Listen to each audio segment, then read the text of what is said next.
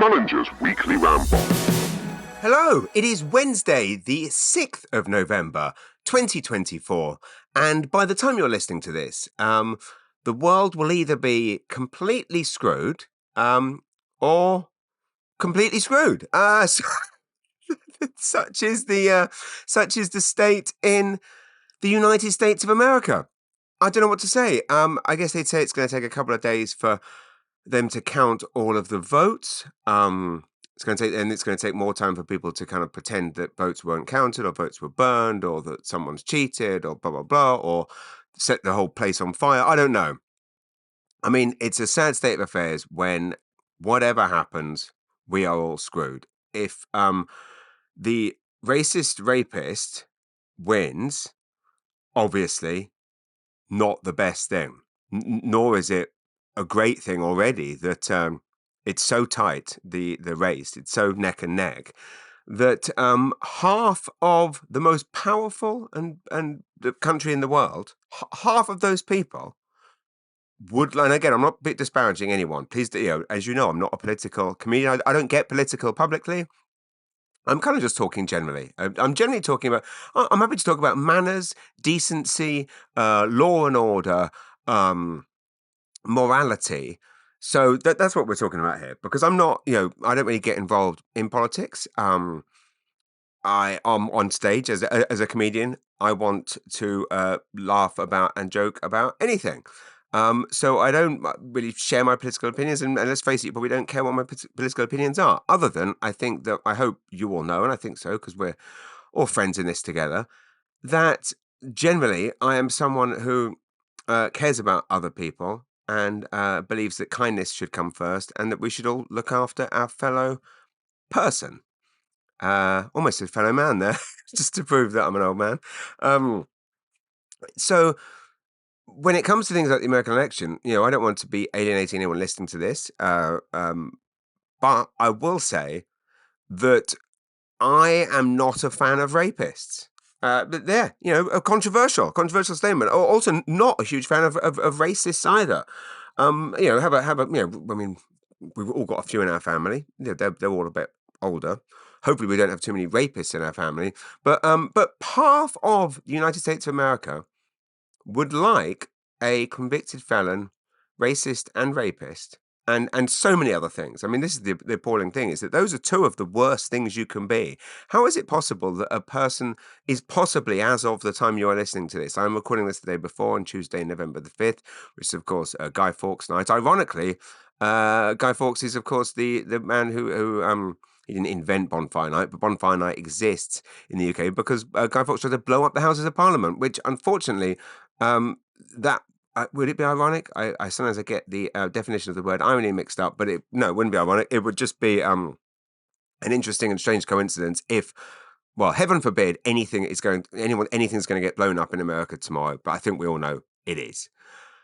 Yeah, just a sad state of affairs. And again, regardless of what you think or feel about Kamala or Kamala Harris, I mean, to my mind, I'll give you my opinion, if I may. Again, this isn't a political opinion, it's just a personal opinion. Kamala Harris seems to me like a decent person who wants the best for people. And there are possibly some, if you're a Republican listening to this and you feel like, oh, she's ineffectual, or she's going to be bad for the tax, or she's going to take some of my arsenal of 500 submachine guns away.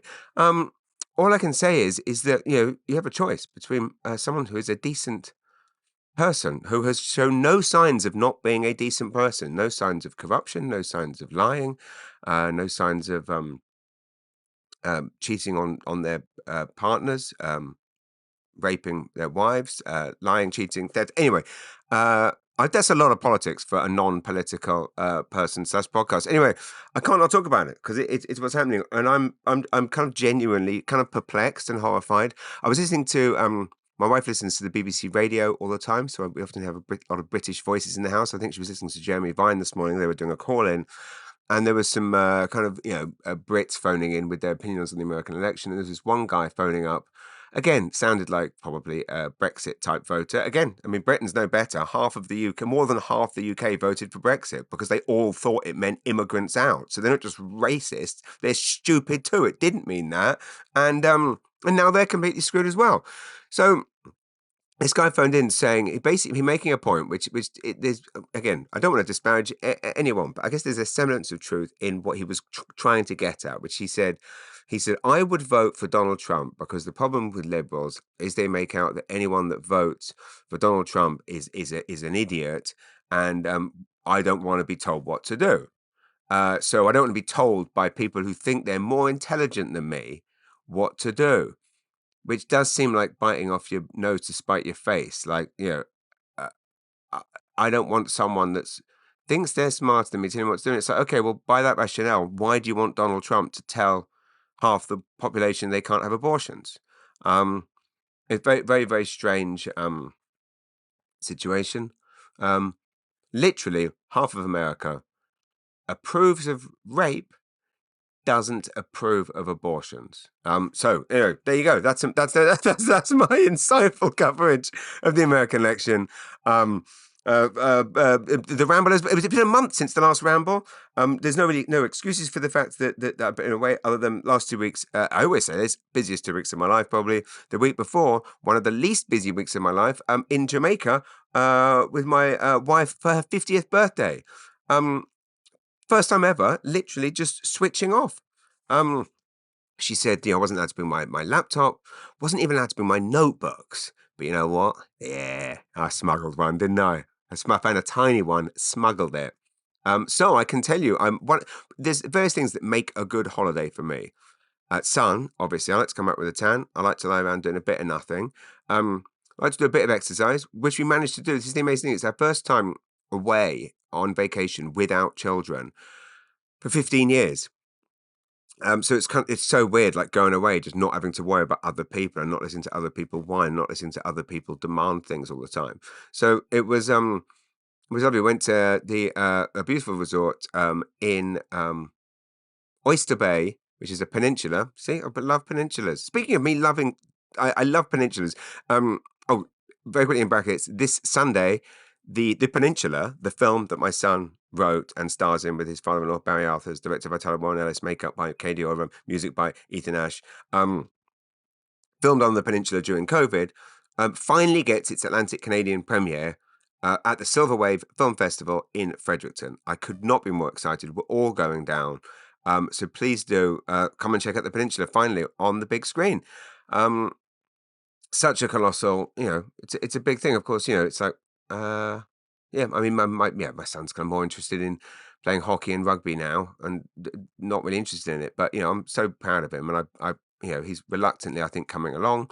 And yeah, if you want to see it, come on down. It's a love letter to the Peninsula. And by the way, everyone who sent me insights into the Peninsula, whether it be on La Belle Cabane or Ridgeback Lodge or amazing lady by the name of Anne Waddle helped me colossally by sending me 1,000 pages of documents about the Peninsula, because I was commissioned to write an article by a British travel magazine. It's based in England. It's a global, luxurious, gorgeous, big coffee table magazine called JRNY magazine. Check it out. It's absolutely sumptuous. Makes Condé Nast Traveller look like the maritime edit. I don't know. No, I'm being modest there. It makes the Condé Nast Traveller look like a rag. Frankly, I mean, this thing is this premium luxury thing, and they asked me to write about the Peninsula. Peanuts to write it, but I spent a lot of time, probably spent more time working on that than I have a lot of other things. But I just want it to be perfect. If it's my chance to showcase and indeed share my love of the Kingston Peninsula with the rest of the world, I was going to go for it. Anyway, just got the go-ahead on the piece. They wanted a couple of edits to it, some more detail, which was lovely, and I couldn't be happier with it.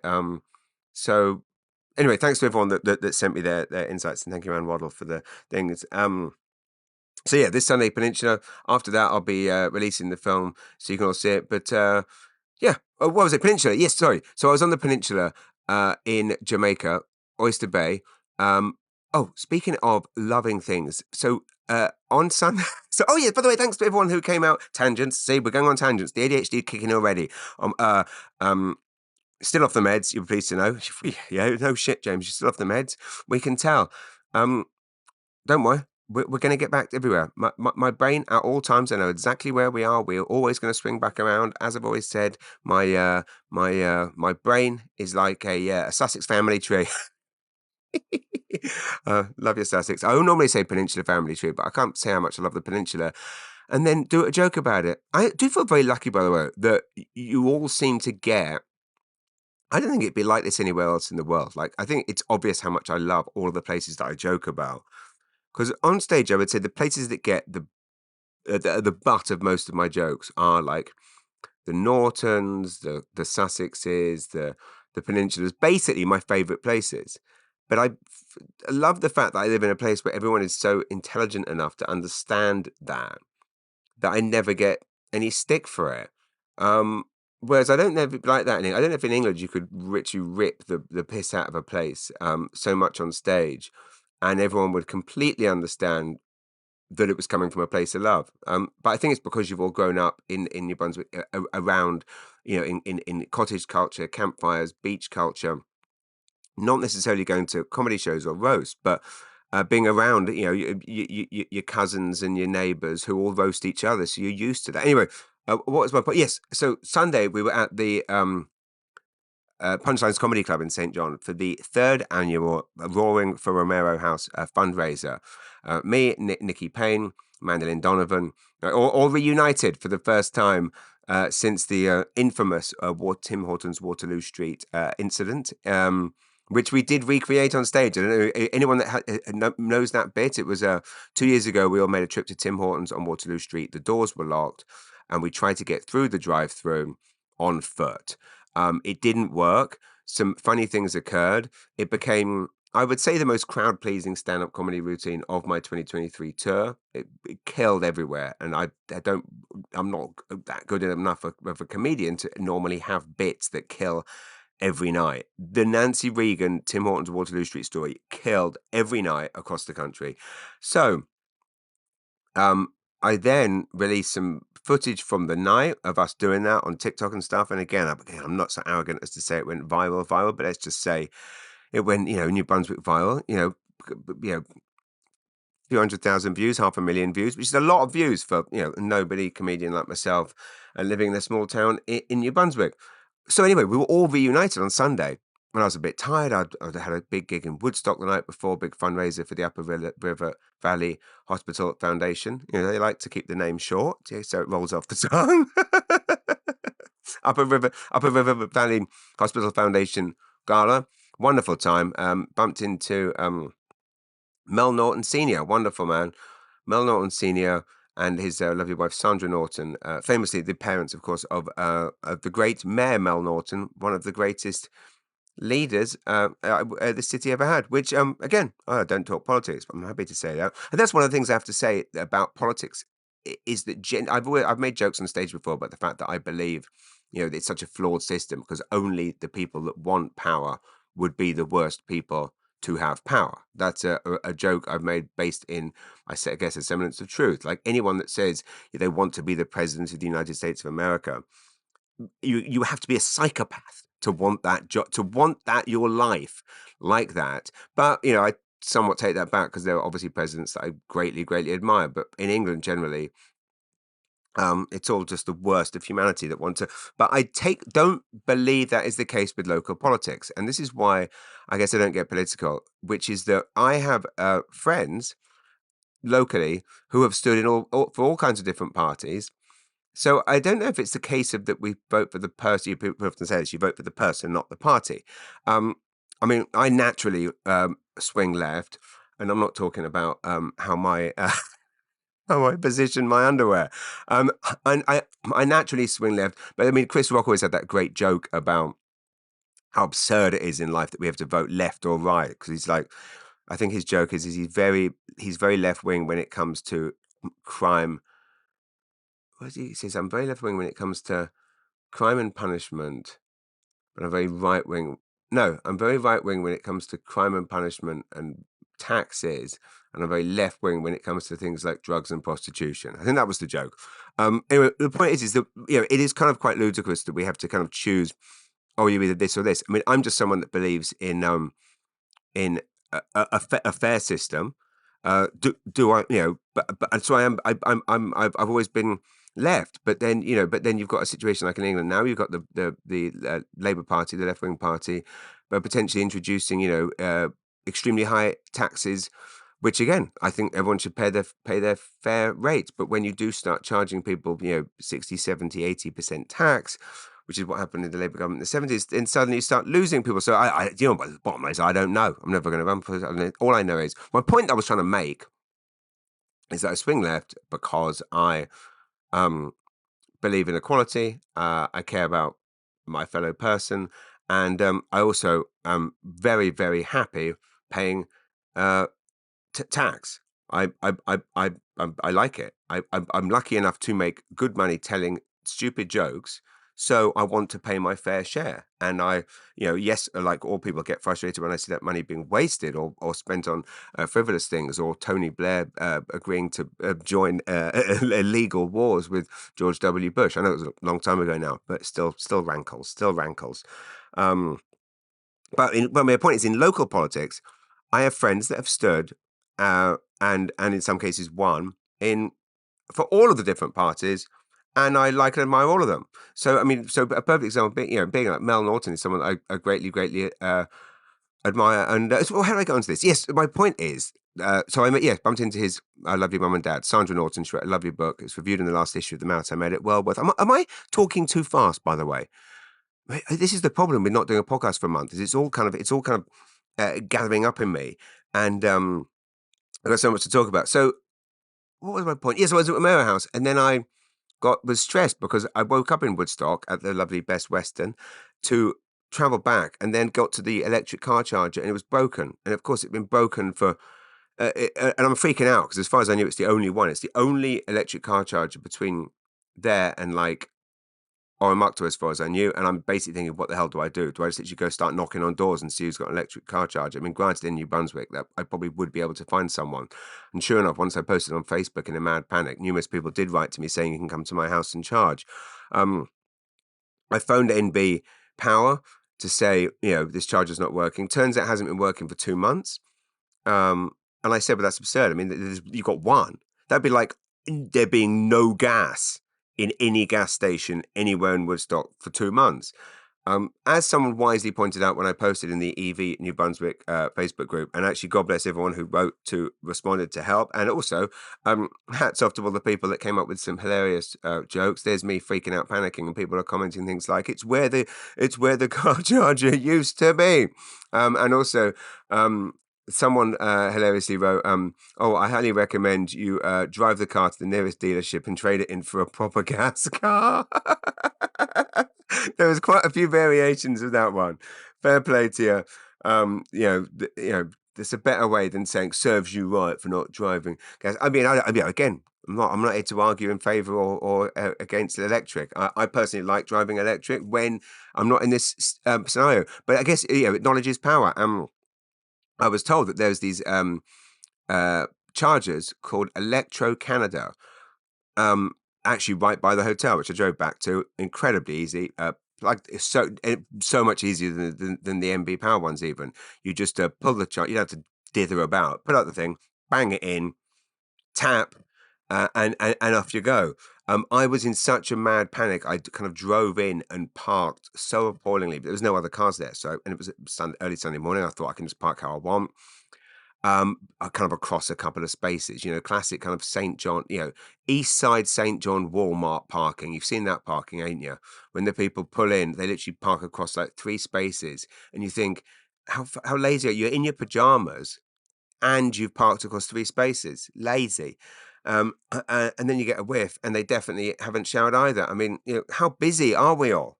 Anyway, um, what I'm getting at, and then lovely Gloria drove past. I think she thought I'd gone mad. She probably saw me in a mad panic. Gloria, Ross Kinney's mum, who runs and founded the Dooryard Arts Festival, which, by the way, there's going to be an amazing feature on in the spring volume of Edit magazine, written by your friend and mine, Caitlin Dean, who, incidentally, Caitlin Dean, while we're on tangents, I invited her to do a set Take Some of My Time on Saturday night, which is what we're talking about. We're talking about Sunday night at Romero House. We did a Romero House fundraiser at the Punchlines Comedy Club. 2 shows. We raised 10,000. Well, we didn't. We turned up and told stupid jokes. You, all of you who kindly came to the shows, which were, I have to say, the most fun I've had on stage in a very, very long time. I've been somewhat going through a crisis of confidence lately for various reasons that I will furnish you with shortly.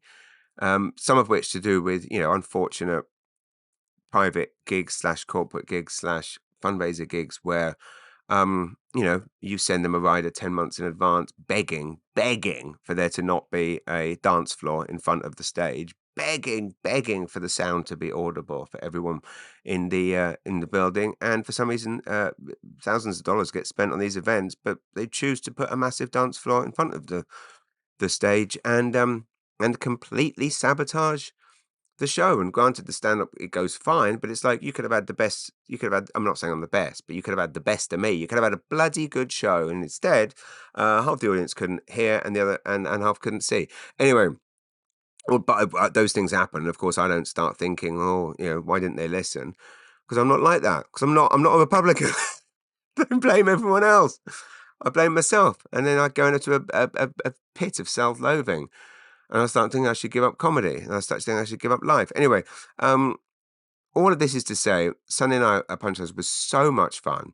Over $10,000 raised for Romero House for Evelyn McNulty and her team of saints there who work around the clock, feeding our friends in need. Like, if that doesn't sum up everything that's this is the thing.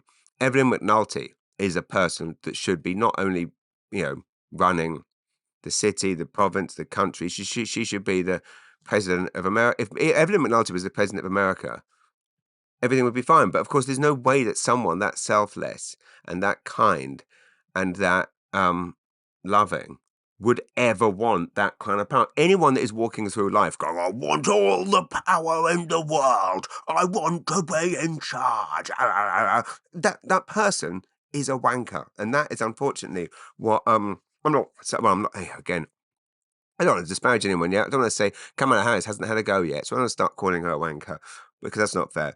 Like I say, seems like a good, but generally anyone that wants power. But the point I was getting at earlier was that I don't think that people that get involved in local politics tend to be always looking out for the best in their community. And that goes across all parties. And I have very good friends who have run and been successful and unsuccessful in all of the parties. The Green Party, great people. I sound like Donald Trump. There's great people on both sides. There's great people on both sides. But he was talking about like fascists and Nazis. I'm just talking about, I don't think I could be wrong. I could be wrong about this. I just saw a lot of rage before and during the New Brunswick elections, and I just have to say that there's great people in all the parties. That's what I'm trying to say. PC, Green, NDP, is that it? Liberal, just for the most part, your friends and neighbours that get involved in local politics, some of whom win, some of whom are now leading, some of whom lost their seats, some of whom kept them. Or generally, my experience personally of all of the people who I have met who get involved in local politics within a place like New Brunswick and possibly the same in Nova Scotia, where I know you have elections coming up. And again, I think fair to say for all the Atlantic provinces, those people have your best interests at heart. So don't be mean to them, frankly, is what I'm getting at. Anyway, so we had the Saturday night, we had the Sunday night show, we were at our house.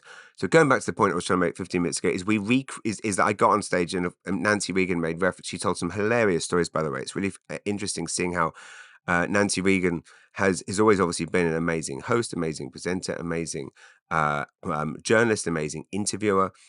And by the way, she has a new television series showing up, which is on Eastlink, and you must check it out. It's absolutely phenomenal, as you'd expect from one of the all-time greats. She has also become absolutely hilarious. She maybe spending a lot of time with great comedians like Nikki Payne has kind of she's her timing, her knowledge of what's going to get a laugh and when it's second to none. It's really really impressive and phenomenal, which is why she's one of the most sought after keynote speakers in the country. But when my set started, Nancy had made reference to the Tim Hortons incident, so I started telling it again. It was absolutely killing, and then we had a great idea, which was bring up Nikki, Mandy, Nancy, and we recreated it together on stage. And I have to say, it was one of the most fun improv, on stage moments I've had in a very, very long time. And just one of these moments when anything can happen. The crowd's going wild. We're falling apart laughing. It is on. I have posted a YouTube, iPhone video of it on my Facebook page. But anyway, it was just so much fun. So thanks to everyone that came out to that. I will also say, I think since the last time I spoke to you all, I had a couple of other shows. Thanks to all the amazing nurse. I did a wonderful gig at the Delta in Fredericton. The day after, well, actually the day after, a few hours after flying back from Jamaica. Left Montego Bay, landed at WestJet at like 2 a.m. or something. A few hours later, hot-footed it to Fredericton, to the Delta. I think the Delta in Fredericton is possibly the venue I have done the most gigs in anywhere in the world. Possibly more than Long Bay, possibly more than the Mason's Arms in London, possibly more than Yuck Yucks. I would say, given how many corporates I've done at the Delta, plus public events, I would have to say I've possibly performed there in the big ballroom there upwards of 40 times. And thanks to, the amazing tech people at Encore, it's always just phenomenal. Oh, by the way, right before, maybe it was right after I spoke to you, I went to see Beauty and the Beast at Harbourview High School, which I'm sure lots of you know. Harbourview High School in St. John is renowned for being one of the kind of greatest places for the arts to go to school in the region. And oh my goodness, it was. I go to Harbourview High shows as often as possible. Primarily, because obviously it's known that, but also because one of my very, very, very best friends in the world, Iris, he always is in those shows. And Iris's mum and dad, Andrew and Christine, are extremely close friends of ours, and her brother Elliot is quite possibly one of the most hilarious people in the world, and one of the people that roasts me the most viciously. I know I've spoken in the past about once being roasted quite viciously by the comedians of St. John about 8 years ago or something, and how much that upset me because I'm pathetic. Elliot roasts me far funnier and far more viciously. He's an absolute master, and I can't wait to see what that boy does. But likewise, Iris, she's just one of my favorite performers. I can't wait to see Iris on stage in movies doing things. And so anyway, that's why I go to their shows. And the Beauty and the Beast was no exception to the last time when I saw there was The Sound of Music and was absolutely blown away. And this time around, I mean, it's literally like I'm prone to exaggeration. A lovely friend of mine, Sarah Molyneux, said to me, do I ever do a review without using a million superlatives? But the fact is, I mean, the reason I guess I don't is that I tend to not talk about things that I'm on the fence about. There's just no point. So generally, if I'm raving about something to you all, it's because I love it, and I consume 100 times more things than what I talk about. I don't talk about and write about every film I see, every book I see. There's a lot of things I see and that I don't like. It's not. I don't think they're shite as such. It's just that I don't. They're not for me. So there's no point talking about them. But point being, it's genuinely the Harbourview High productions are Broadway quality, and I believe a lot of the props are from Broadway. Of course, you watch these old things now, and you realize how problematic the plots are. Like Beauty and the Beast, about a beast, obviously, who like kidnaps a guy, and then holds his daughter like essentially as a prisoner, and then she comes around to the idea and falls in love with him. Like that is not a good good messaging. I mean, obviously we're all intelligent, enlightened enough now to know what to take away from these things and not to read into things. And also, I don't want to be one of these woke liberals, to quote the Republicans. One of these these bloody woke liberals that want people to be nice to each other and don't want bigotry. These bloody woke liberals. Never understood that, the whole hatred of woke liberals. That said, I had a funny incident. I was going to tell you the books that I read on holiday. So yeah, I was told no. I did keep a note. I smuggled this notebook. My idea of a good holiday is sun, good food, ideally not coming back 20 pounds heavier, only came a few pounds heavier back. Again, like we actually, obviously, you have a drink late morning, but we were in bed by 9:30 most nights. Managed to do some form of exercise every day, whether it was yoga on the beach or the personal trainer at the gym. So I would say we anyway. But the main thing for me that signifies a great holiday is a book a day. So I read Harlem Shuffle by Colson Whitehead, which was recommended to me a few years ago by Mary Barlow, who many of you will know was the manager of chapters in Moncton for many, many years. I also wrote, or she also wrote some phenomenal book reviews for Mountain Medic magazine. Her parents and indeed sister, absolutely wonderful family, are all on the Kingston Peninsula. I then read Never Never by Colleen Hoover. As you all know, I'm quite obsessed with Colleen Hoover. Speaking of Colleen Hoover, I have to say, when I was buying all these books, ready for our vacation and also partly as gifts for my wife's 50th, that's what kind of a jerk I am. I buy my wife books that I want to read for her 50th birthday. Um, when I was buying these books, there was a lady next to me. I've already talked about this in the podcast. I can't remember. Lady next to me, and she buys her book, gets handed the bag, and as she turns around, she sees me and does kind of a double take, and then kind of jumps, and she goes, "Oh my God!" She goes, "You won't believe what I just bought," and she pulls out of her bag my book, and she said that her daughter gave her a voucher to get her my book. She was hoping to get it signed, and then she's in Indigo buying the book, and who stood next to her but me? That to me is what sums up the genius of living in St. John. That I can tell you that story, and you're all probably thinking, well, that's not actually that surprising, is it? Right? Person in St. John buys book by St. John Comedian. St. John Comedian is always in bookstore buying books. Of course, you bump into each other. Trust me when I tell you. You tell that I told that story to my friends from England who were visiting last week, who were over here visiting to celebrate my wife's 50th. Also, that's how long we've been celebrating my wife's 50th. I can tell you, all I want for my 50th is nothing, because Jesus Christ, it's been weeks of this. Bloody, I mean, don't tell my wife I said this, and she's not going to hear this. She doesn't listen to the podcast. She's obviously not on social media. She's too busy working, running the business. Um, and she hasn't read my book. It's funny because, as you all know, my book is essentially like a love letter to my wife, and inspired by Colleen Hoover. I did actually write my wife a very long love letter, actually, for her 50th birthday, because it felt like the cheapest thing to do. It was the cheapest thing to do. Buy some nice paper from Michael's, right? Find a font that looks like some old-fashioned font, and write like a from the heart love letter. Because we don't always tell the people that we love. I tell all of you how much, and I spend most of my time, promoting things I love. But do we tell? Actually, to be fair, I do. I actually do tell my wife how much I love every day. I think she gets a bit sick of it. But as you all know, my book is essentially a love letter to my wife, which people have said to her in the past. What's it like to have someone write a book like that about you? And my wife always replies, I haven't read it. And they're like, why not? And she goes, I have to live it. Which is fair.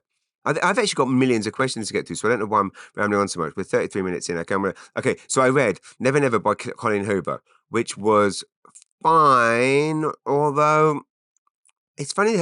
Which of her books do you know did she self-publish and then when she became big? There's a lot of stuff in these books that just seems to be stuff that if a big name editor had got their hands on, like in Never Never, if you've read it, they're all covered in blood at one point, and then there's no reason why revealed later, and it's just there's not really a twist. Then I read Triangle by Danielle Steele, which is I always read one Danielle Steele book a year. It's what you'd expect it to be, which again I'm not disparaging. It's an interesting thing with these books that are kind of essentially written like script treatments, where they're just kind of a list of things happening. Shit, did I not keep filling in the bloody book? I must have done. Triangle Banana Still. I then read. I've forgotten. Well, I read a Colleen Hoover. She must have. Did she find my? I read another Colleen Hoover book. Well, oh, sorry, I found the other pages. Oh, and my friend Nat Hat lent me a book. This Summer Will Be Different by Carly Fortune. A national, well, globally best-selling book. Romance summer novel, but set on PEI, a Toronto girl going to PEI. If you love PEI like I do, you'll absolutely love this book. It was lots of fun. Also read Mother's Boys by Margaret Forster for the second time or third time possibly. But crucially, Colson White. The one I'm trying to look for is there was a Colleen Hoover book I read, which was I was told it was the best Colleen Hoover book ever, and it's called.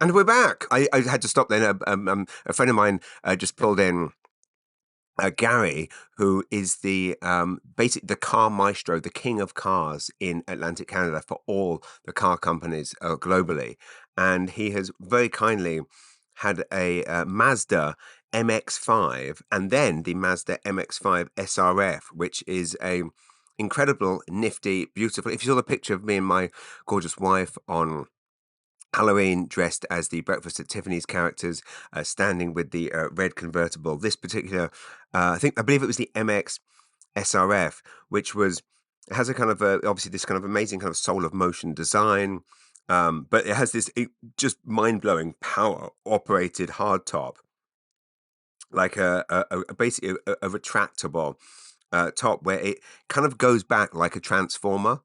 And I will say, oh, by the way, I went to that new Transformers movie, Transformers One, at the cinema with River a couple of weeks ago. Absolutely brilliant, essentially a prequel to all the other Transformer, probably the best Transformer movie ever. I felt like I was watching, well, other than Transformers the movie that I believe came out in 1984 when I was 6 years old, which I had on VHS, which I think I'd still have on VHS. Anyway, um, this car's like a transformer. I mean, obviously it's tiny. It's a nifty little ride. It's a fun thing to whiz around in.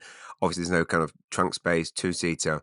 Anyway, you'll read all about it. Well, if you read the Multimedia, you'll read about it in the next issue. But Gary was coming to pick up that and dropping off a car that I'm going to be driving to Fredericton this weekend to the film festival and to PEI next week, which is the incredible new electric car by Cadillac, which is the Cadillac Lyric. So futuristic that this thing has a thing called turbo. No, what's it called?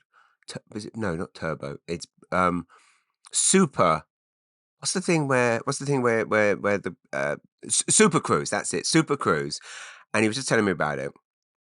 When you're in obviously cruise control with some cars, as you pull up close to someone, which is anyone driven on with me. I'm just, been in a car with me on a long drive. I'm just looking at you, Tyler Warren, Ellis, Ethan Ash. I'm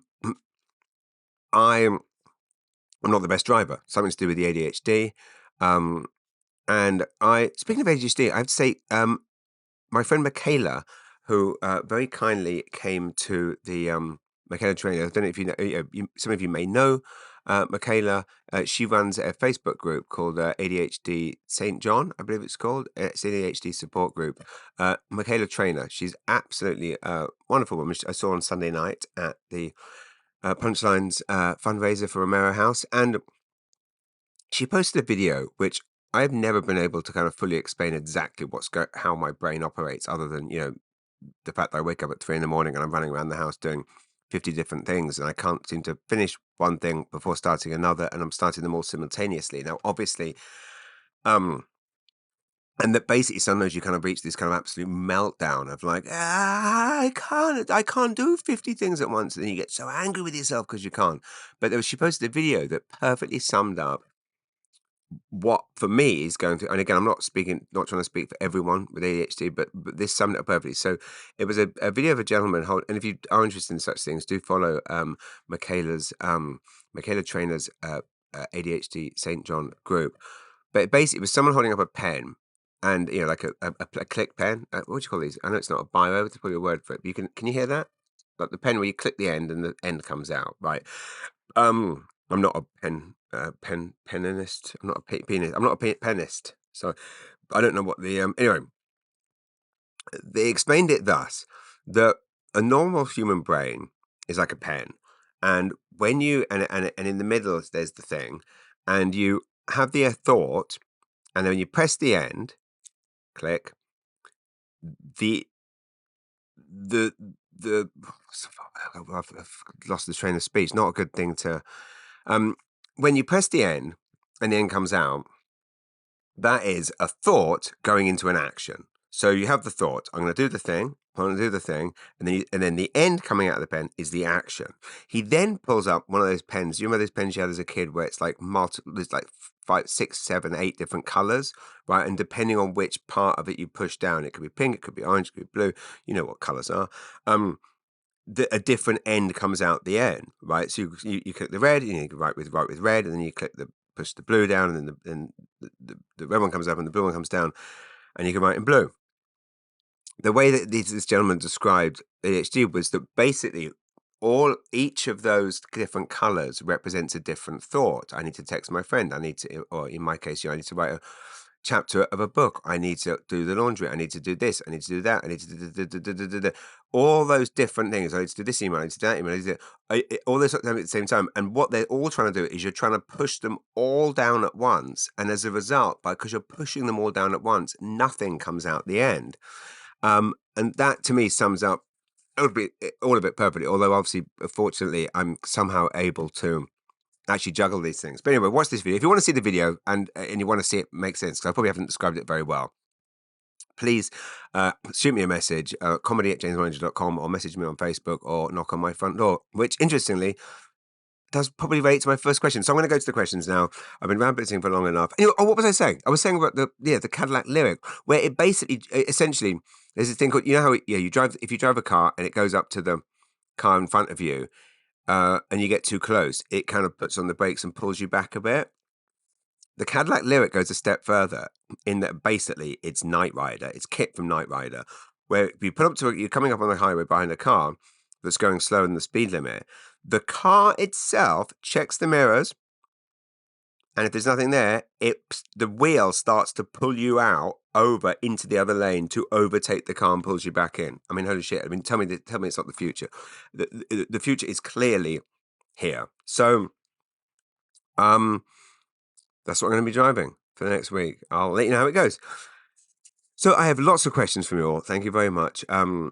And I have to say, very, very grateful. I'll start with Sarah Mogino, because she has very kindly sent Sarah Mogino and I met at Wordspring Book Festival in Moncton.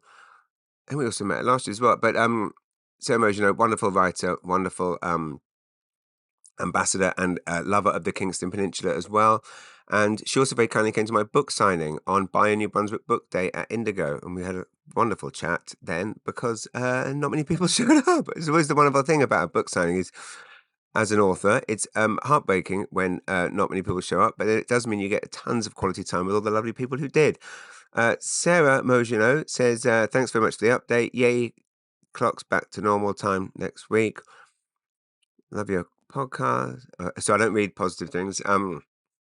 What makes you finish a book is her question. This came up in her writing group. Well, this brings me back to, I'd forgotten the name of the book that I was trying to remember that I read on holiday. Of all the books I read, I'd say the most page-turning one, the one that my wife and I both loved, was Verity by Colleen Hoover, who, as you know, I'm slightly obsessed with, or I'm interested in. I'm enjoying Colleen's work, and I'm slightly obsessed with her. I'm fascinated with the phenomenon that she has created. Now, Verity is kind of like one of these books that were very popular a few years ago and probably still are, but it's very difficult to replicate the success, where essentially someone releases a book that has a killer twist. And of course, when you know there's a killer twist, it somewhat spoils it, doesn't it? Like, can you imagine how great it must have been to read Gone Girl before everyone knew that there was this massive twist in it? Gone Girl, what? The author, Gillian Flynn. Is that it? What's she done since? That's weird. When you think about every other author that's written a kind of a breakout book, like Colleen Hoover, suddenly their books appearing left, right, and centre. But Gone Girl by Gillian Flynn came out, and then there was 2 that she'd written before, Dark something and something, which we all snapped up and read. But as far as I'm aware, I'm not aware there's been a million. I'm gonna have to Google this. Sorry. I know. Normally, I try to avoid doing that thing that some podcasters do and sit around on a podcast, but what the heck happened to, I mean, probably perfectly plausible. She's written millions of books and I've just missed them all. Gillian Flynn, she's wrote, holy shit, she has not written. She has. No. What is, okay, if anyone knows, can someone please find out what the heck happened to Gillian Flynn? She as of 2024, she's still only published 3 novels and 1 short story. Okay, well, there's an interesting story. Gillian Flynn writes 2 well-received books, Sharp Objects, which Amy Adams was in a brilliant television series of. That book was written in 2006. She wrote Dark Places in 2009, which I read, didn't dislike, but didn't love, and Gone Girl in 2012. So 12 years ago. Gone Girl, obviously a phenomenon. David Fincher film is amazing. The midway twist is, well, I'm ruining it. You've all read it. Or if you ain't, if it's in the film, the midway twist is absolutely sucker punch phenomenal. I have to say, the twist in Verity by by Colleen Hoover, don't want to say it's a rip-off. It's certainly inspired by, and it's not dissimilar. And there's also, it was done so well in Gone Girl that there's also something slightly disingenuous, I find, with certain twists. I can't remember if this was in The Girl on the Train, for instance, but I remember it being quite good. And then you had these after Gone Girl, which was just such a powerful piece of literature. You had these other books coming out that were so clearly constructed, almost kind of resembled like an AI construction of what would make a successful suspense book with a twist, like The Woman in the Window, which was obviously spoofed actually quite badly by the brilliant Kristen Bell, but the spoof didn't really work. But The Woman in the Window, I believe the film of it was, I can't remember who wrote Woman in the Window. Oh, that was the AJ Finn one, which again, such an annoying, a guy who worked for a book publishing company and then released this book under a pseudonym. It got into a bidding war, and to me, it just felt so contrived that someone that knows exactly how the book market works sits down and goes, right, how can I write a hit, and then writes what he perceives to be it. But then there was one that really frustrated me called The Silent Patient, which I didn't even. I hate twists. A twist should earn its right. I hate a twist when they lead you down one path and then the twist is simply. So, for example, I believe The Silent Patient, it was, the twist was that the person who had been speaking first person all along was actually just lying to us, the reader, all along. So it's not really a twist. It's like, aha, but it's like, well, you just lied. It's not a twist. It wasn't misdirection. You just said one thing and it was the opposite. I don't like being cheated. Anyway, so what makes me finish a book? I will always finish a book. I'm still halfway through my a book by my favorite author, Alan Hollinghurst. It's a very big tome. Our Evenings. But what makes me finish a book? I'll always finish a book. I'll always finish a film. I finally finished a film at the weekend that I've been watching for some time called The Forgiven with Ralph Fiennes. Very interesting film that was. Loving The Penguin, by the way. The Penguin. The Diplomat. Who's watching The Diplomat with Kerry Russell? Wow. I hadn't watched the first season. Didn't look like my cup of tea. And then I read a review in The Guardian. And I should be. The Guardian is my favorite newspaper in the UK. But they're very. You want to talk about people using too many superlatives. It's seemingly every show now they give it 5 stars, best show ever, and you watch it and go, eh. Anyway, they gave a review of the second season of The Diplomat, 5 stars, and said the end of the first season of The Diplomat was the greatest hour of television of all time ever. I mean, really? But I thought, well, it's got to be quite good, so I'm giving it a go. But of course, now it's been probably spoiled by them over-egging it in that fashion. Sarah Mogenet also sent me another question. Time change, do you like it? Which way do you swing? Oh, we were talking about that earlier. Which way do I swing? Well, it depends on how many drinks I've had. Know what I mean? She says, do you know which is the real time based on Meridian? Many people don't. They've been bamboozled. Did you know there's a labour strike in Nova Scotia over 100 years ago against the powers that were enforcing the time change decision? I didn't know that. It's hard to find in a document. I think it's in French with a translation. What do I think about the time change? I don't really. What I can't cope with is every night at 5 p.m. The reason I will be hiding inside at 5 p.m. every day the next 3 months is having to listen to people go, oh, I can't believe how dark it is. I can't believe how dark it is. Oh, I can't believe how dark it is at 5 p.m. I can't believe yeah, it's this dark at 5 p.m. every year. And I'm a great embracer of the seasons changing because we live in the Maritimes, for goodness sake. They're all beautiful. You know, right now the trees look phenomenal, and soon it's going to be super, super cold. But we're all prepared for it. It's not like we don't have the gloves and the hats. And I didn't even get to put mine in the basement. They've been out all year. They're ready to go. and soon there's beautiful snow everywhere. It's going to look absolutely gorgeous. Speaking of seasonal things, next Sunday, the Rosse Yule, Sunday, November 17th, I can safely say it's going to be the best Rosse Yule yet. If you haven't been, it's a fundraiser my wife organises for St. John Hospital Regional Hospital, St. John Regional Hospital Foundation. When I say it's a fundraiser, what I mean is all the money from your ticket goes to the charity, but you're not being shaken down when you get there. I've been saying to her, got to be careful emphasizing the word fundraiser because it makes people think they're going to arrive and be shaken down. That's not the case. You are coming to a beautiful Christmas markets with the most glorious and gorgeous vendors, but also crucially, you're getting a picture taken with Santa. There's a petting zoo. There's all kind of activities and games and freebies and blah blah blah blah. So much fun. Live shows, magic shows. The best way I can put it is I have a lot of fun each year, and this is the most fun day of my year. So anyway, marathonmedic.com for tickets. And yeah, basically by buying a ticket, all that money is going to help nurses at the St. John Regional Hospital Foundation. And you'll have an amazing day out. So, but going back, what was I talking about? How did I get into that? I can't remember. Okay, questions. David Kirkpatrick, what a wonderful man. He wrote a message day after the Romero House Gala. Excellent job last. Well, I don't read compliments, but thank you, David. For your podcast, how about discussing your diary? Maybe what shocked you when reading it, and touch upon if you think it's important to journal. Well, for me, it's important to journal. Michaela posted a question in the ADHD St. John thing about coping mechanisms recently, and my coping mechanisms for when I'm having one of those brain fry meltdowns of 50 different thoughts flooding into my head, and I can't decide which one to do, and I start thinking, oh my god, I've been living like this. I mean, it's a relief now to be 46 and know that's why my brain thinks like that. But I'll be honest with you, sometimes overwhelming, thinking, really, do I have to live like this forever?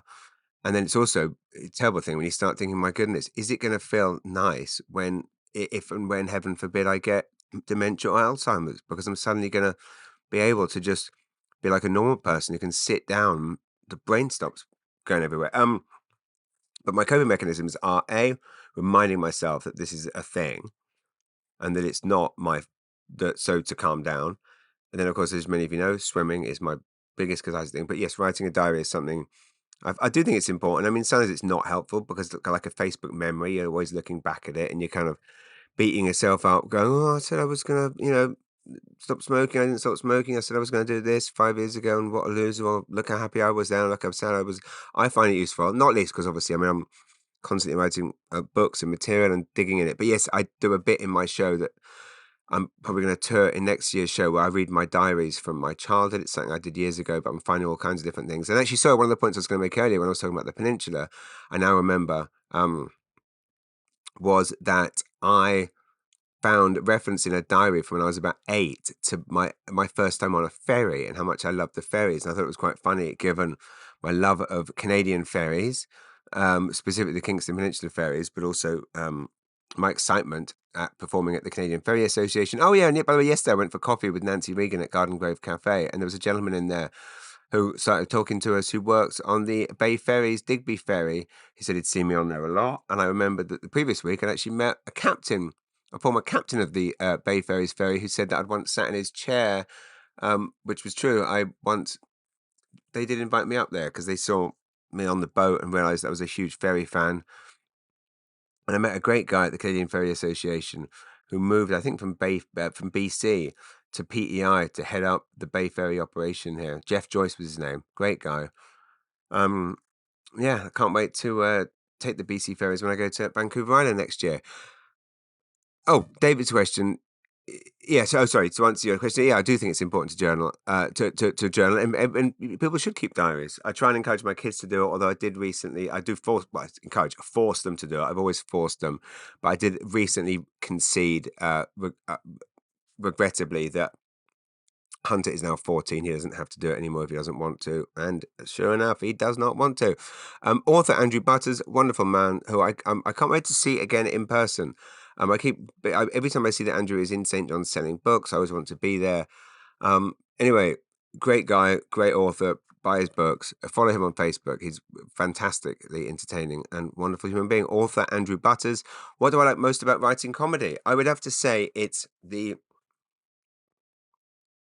what I like about writing stand up is nothing's kind of off limits in terms of like nothing's a bad idea.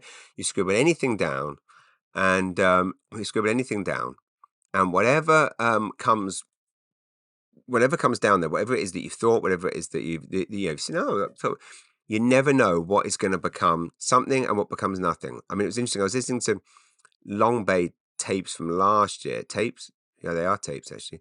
Long Bay tapes of the stand up, and it was funny hearing my Air Canada joke and how it has evolved and how it began as this kind of quite waffly, warbling um, bit, and then how it became something quite tight. Um, which I found quite fascinating because I wasn't really aware of the transition from one thing. That's I'll come back to that. Well, I'll finish that. I wasn't really aware of the transition from it being just like me going, "Hey, what's the deal with Air Canada?" Blah blah blah. It's a bit like a abusive relationship in that they're always and then it became, Air Canada. We Canadians defend everything. The only thing we won't there's one exception to the rule: Air Canada. Really tight joke. It's why it got like a million odd listens on TikTok and views on TikTok. And it's funny how that workshop process that I do at Long Bay really does work and ultimately does whittle these jokes down into something, which is also why I'm at the BMO Theatre in January doing warm-up shows with three amazing comedians. Did I mention earlier that Caitlin Dean, my friend Caitlin Dean, did a set, did a wonderful job at the Punchlines Gala on fundraiser for Romero House on Sunday night. Caitlin famously was one of the best journalists we've ever had in this city. She worked for the Telegraph Journal when I moved here. She was one of the first people to kind of support me. Didn't seem to mind this crazed newcomer Englishman was messaging all the time saying, "Hey, I'm doing this show. Will you write about it? Hey, I'm doing this. Will you write about it?" And she was so kind. And now she does stand-up comedy and is excellent at it. And I've heard so many wonderful things and was desperate to see her. And because I'm obviously working most nights, I wasn't able to. So selfishly, when I heard she was going to be there on Sunday night to watch and help with the 50/50 and so forth, I offered her 10 minutes of my time. And I'm so glad I did. She did a great job. And I can't wait to share a stage with her again. Next question. So what I like most about writing comedy, Andrew, is that nothing's off limits. You write down anything, you try it out on stage, and maybe it works, maybe it doesn't, but you can literally try it that night. And I love the fact that when I'm writing a book, I'm always self-censoring myself all the time. But when it comes to stand-up, I can just sit and write, no matter how silly the idea is, no matter how ludicrous it is. I mean, a perfect example being, the story I tell about going to Carmen, Manitoba, and then booing Tim Hortons, and then wanting to get a Tim's and not being able to get one. That is essentially a true story. Basically, exactly how it played out.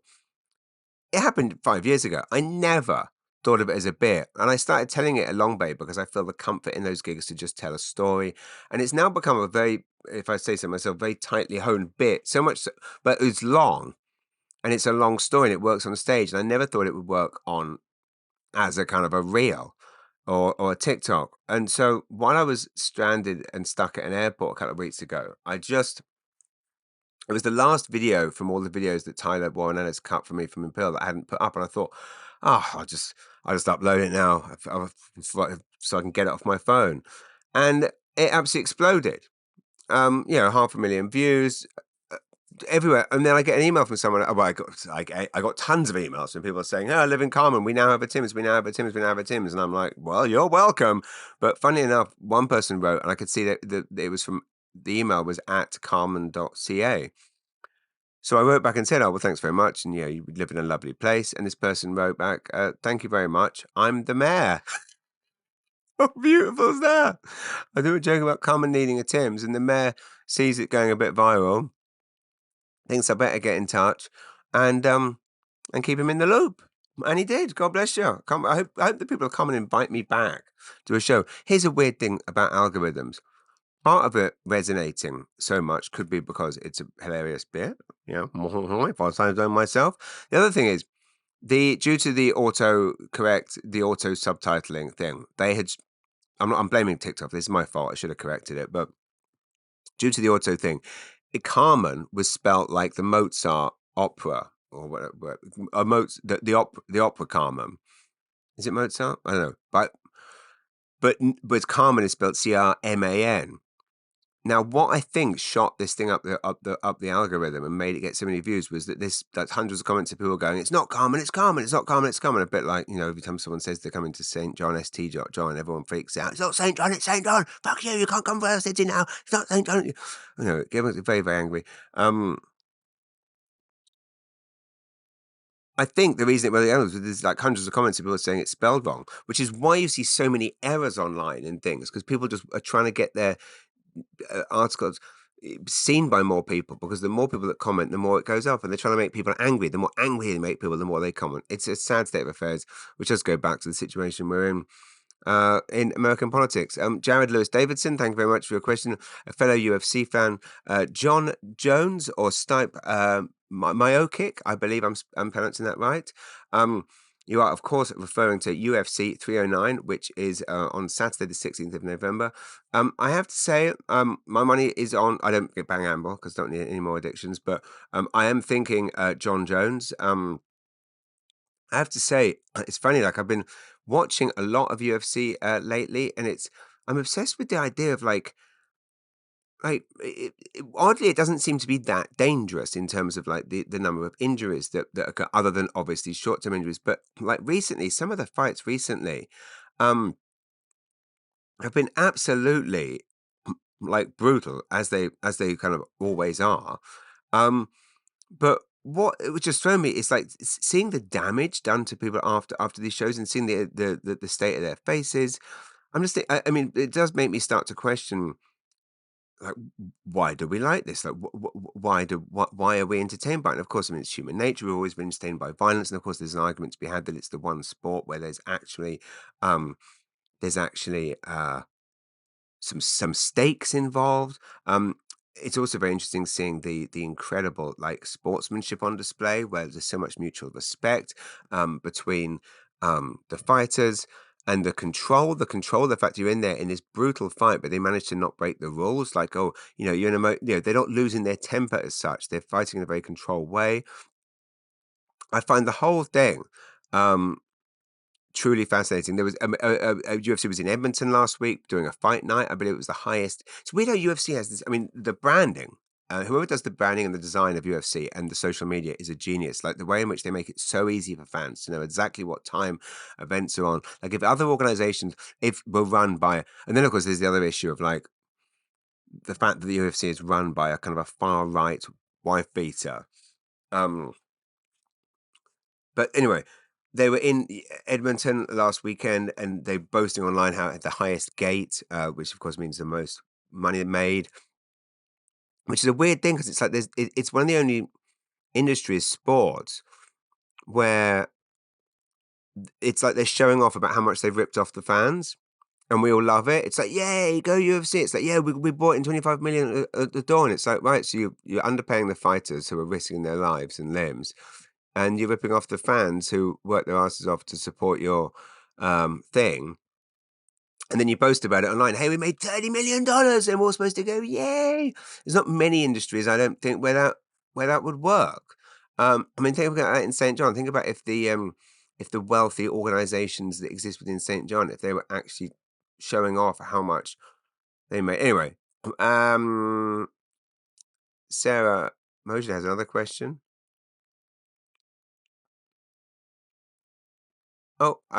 Tim Andrews. Did I ever fly first class anywhere? No, I've been upgraded to business a couple of times. Thank you, Tim Andrews. Tim Andrews is, of course, my British friend that lives in Nova Scotia. I mean, obviously, there's difference between business class BA and business class Air Canada. Don't want to always slag off Air Canada. I just need to sip of something. One sec. Mm. Um, but I don't think I have flown first class. And my wife maybe has, and but she used to have a very high-powered job working for Monocle magazine. She used to fly all over the world doing stuff. One time she was going to Bangkok for a meeting shortly after Hunter was born, and her boss said, "You can bring the nanny. I need you in Bangkok." And she's like, "I've got a newborn." And he goes, "Bring the nanny." And she said, "Well, can the nanny be James?" And he went, "Yep." So I got flown in, but I was in economy at the back, covered in just baby shit and baby food and tears. Mine, not his. And she was upstairs in this kind of luxury first class lounge, sipping champagne. I think at one point she might have brought me back half a glass of champagne. It was warm. Anyway, so I have I've never flown first class, but if anyone has, let me know. Heidi White, thank you. It was so lovely to see you, Heidi, on Sunday night at the Romero House fundraiser. Thank you for this question. It was so lovely to see you last night and have a wonderful chat. By the way, Heidi is the reason this podcast is happening this week, because Heidi told me something which, again, I never know if anyone's listening to this, if anyone even likes it. But she said that that this podcast sometimes, I don't want to blow something up my own ass, but sometimes this podcast is something she looks forward to during the week. It's my modest way of saying the lovely things she said. And so thank you, Heidi. You inspired me to do this week. I did some thinking about a question. I would like to know what fictional character you think that you most relate to and why. And yes, we need to meet up so you can give me that VHS for my collection. Okay. I might have to do that one next week, Heidi. I should have read this in advance so I could think about it. The fictional character that I relate to most. The fictional character that I relate to most. That is such a great question. I'm going to answer that next week, Heidi, because there's fictional characters that I've fallen in love with, like Danny Zuko, but obviously it wasn't anything like him because he was cool. I wanted to be like him. I wanted to be like John Travolta in Perfect as a kid, which made me want to be. I mean, the characters that I relate to, it's going to be someone quite pathetic, but I'm gonna be honest.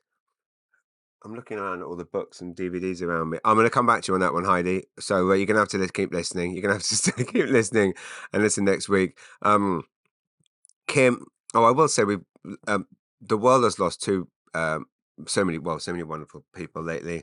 I would just like to send my love to my friend Ethan Ash, who his mother's funeral was yesterday. And you should know, Ethan, that we're all thinking of you and sending you all our love. And the comedy world also lost an amazing comedian at the weekend who had been fighting cancer, and Kathleen McGee, just one of the funniest people I ever met, one of the nicest, one of the most popular. It's very rare to meet a comedian who comedians all like, and everyone loved her. So thinking of all of her friends and family, and likewise Ethan Ash's friends and family, sending everyone all our love. Kim Morrissey Camo has asked a question. If Ethan Ash ever moves to Canada, would you consider auditioning to become contestants on The Amazing Race Canada? It would be epic. Ethan would be very good on that. I would not be.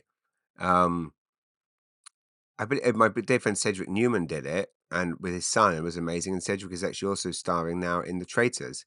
Cedric Newman, hilarious comedian. You should all check him out. I would not be good in Amazing Race Canada, or there is someone pitching a reality show to me right now, but I really as you can tell from these rambles, I'm not a very interesting person in real life. Not to sound very interesting on stage, but I wouldn't be good in a reality show because whichever fictional character I think of that I relate to most, as per Heidi's thing, I don't know when to think of one because not many people sit around all day just working all the time and then feeling sorry for themselves and then making people laugh. Do they?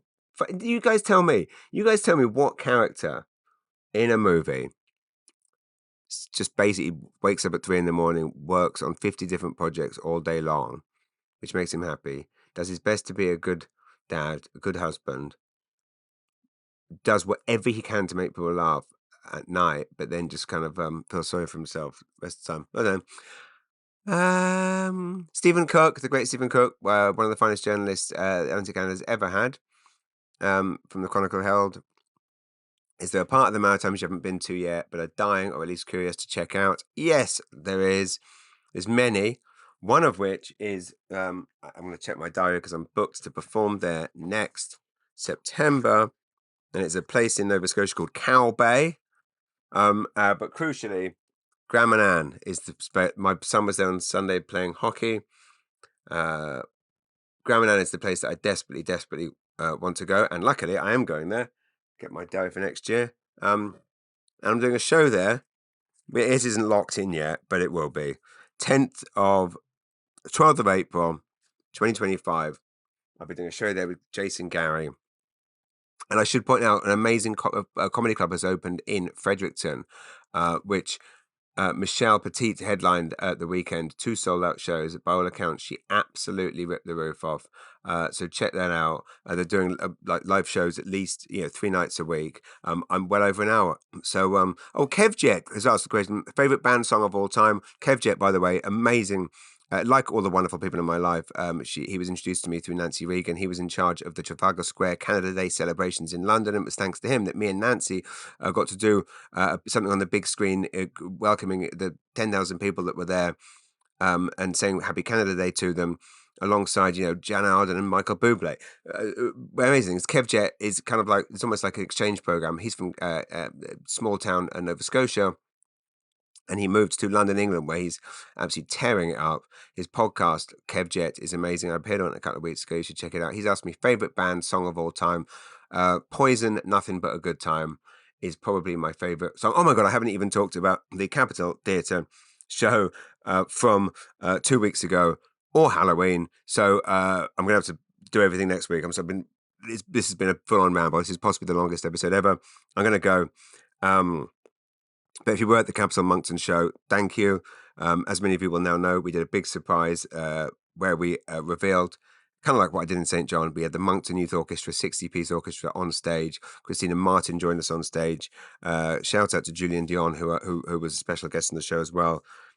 It was the most fun show I'd had in a long time. 2 of my best friends from England actually came over to celebrate my wife's 50th. That made it to the show, thanks to my father-in-law, Barry. And the show went spectacularly well. I couldn't believe it. It was the most stressful day I think I've had before a show in a long time. I was super nervous. It went amazingly better. And then I got a letter from someone criticizing an aspect of the show, which absolutely broke my heart. Because I'm pathetic. And, most comedians don't care about those things. But because I lean to the left, I care about everyone's feelings. I won't bore you with the details, but essentially someone wrote and said that I'd ruined they'd been to numerous of my shows. Someone I've met, and is a lovely person. But she wrote and said that I was using the F word too much, and it ruined it. And I, obviously, if I was normal, I'd be able to brush that off. And some comedians would have an aggressive response to it. I'll be honest with you, absolutely broke my heart, and has ruined my happy memory of that glorious night. Completely. So if you did, if you have any thoughts on that, if you're at that show, let me know. I'm gonna go. I'll see you next week. Sorry for rambling so long. I can only excuse the nature of today's ramble based on the fact that it's been a month since I've done it. So next time we'll be back on track, far more focused. Half the ep, what we've done, half the ep, answering your questions. If I've missed anyone's questions, I promise I'll get to them next week. Please know I answer everything, so don't hesitate to write. comedy@jamesmullinger.com. Thanks very much for listening. I love you all very much, and I will see you all next week. Thank you. Mullinger's Weekly Ramble. You've been listening to a Podstarter production.